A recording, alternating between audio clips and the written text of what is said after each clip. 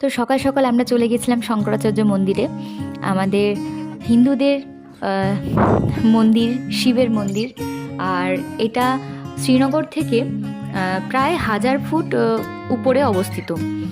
আর কি বলবো, এই মন্দিরে ওঠার জন্য আমাদের 243টা সিঁড়ি অতিক্রম করতে হয়েছে।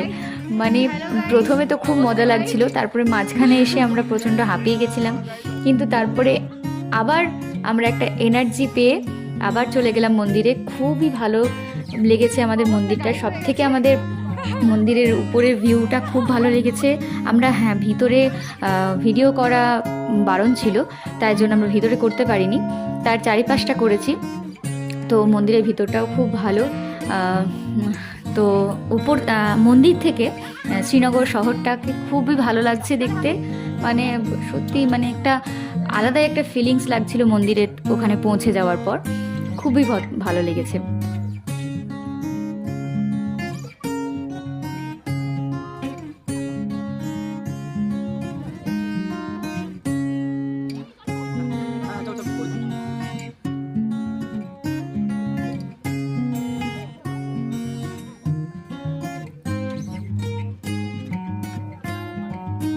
মন্দিরে প্রণাম করে তারপর মন্দির প্রদক্ষিণ করে আমরা বাইরে এলাম, আর সেখানে ছিল গৌরীকুণ্ড, সেখানে প্রণাম করলাম। আর তারপর আমরা আবার বেরিয়ে পড়লাম সেখান থেকে আমাদের গাড়ির কাছে। তো এখানেই শেষ হলো আজকের ব্লগ। কেমন লেগেছে জানিও। এখন আসি, টাটা।